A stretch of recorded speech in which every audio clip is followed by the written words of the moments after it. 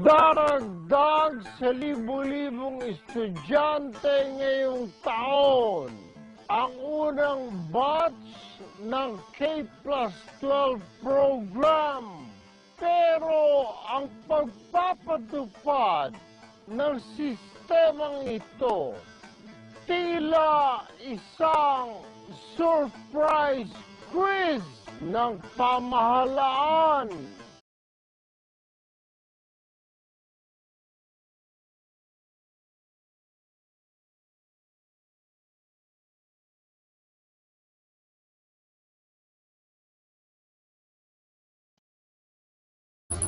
Yung shortage ng teachers.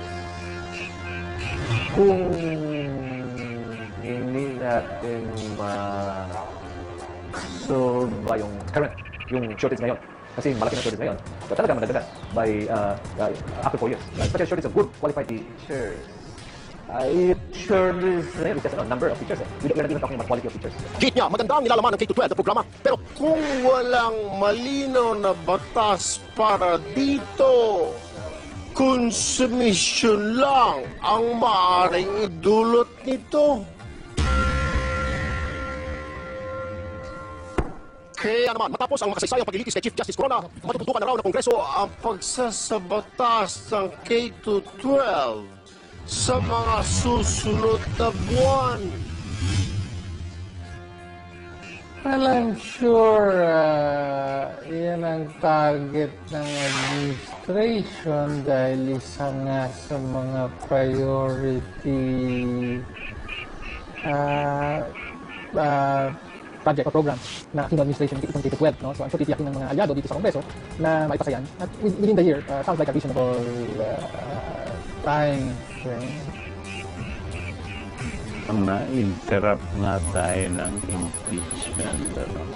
Imposible na maipasa ngayong session nito. Pero sigurado ako na maipapasa yan pag-resume ng session ng Kongreso sa July 25. Dahil itong reforma sa edukasyon, hindi mo mabibindin yan, hindi mo ipopostpone yan sapagkat ito ay dynamic eh. Hindi mo masasabi ko yung mga bata, huwag na kayo tumanda. Maging 5 taon lang kayo.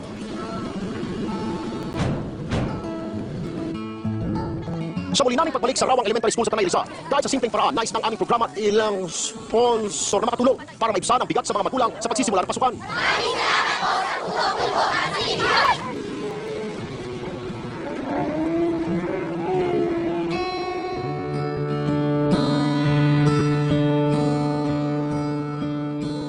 Tulad ng kasabihan, kaming edukasyon ang paman ng kailanmay hindi mananakaw. Kasabay sana ng pag-iimplementa ng K-12 ay reforma na rin sa mga pagpapatupad nito. Dahil nakasalalay ang tagumpay ng isang programa sa maayos at tapat na pagpapatupad nito.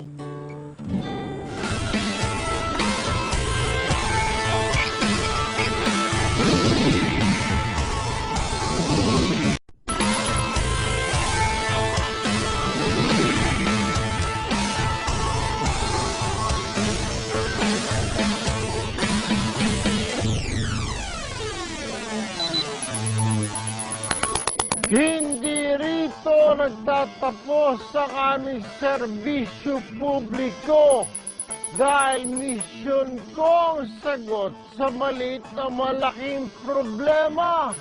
Ako si Erling Culpo at kami ang takbuhan ng mamayang nasa Iran. At itong tatak na totoong aksyon na sasagot sa mga kasong nangangailangan ng tutok, tulpo.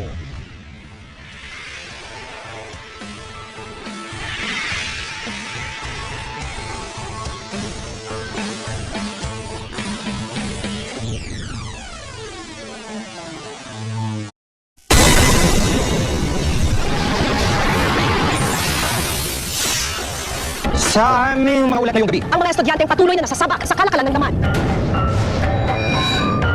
May pumasok na isa, magdadagdag daw siya ng 500. Hanggang sa pangatlo, pang-apat, pang-lima, ganun yung alibay nila na magdadagdag ng 500. Parang baboy. Parang baboy na pinagtripan. At ang reklamong impeachment laban kay Ombudsman Mercedes Gutierrez. Tutukan ang mas malawak na paglalantad ng mga issue at balita dito sa Butcher's Notebook.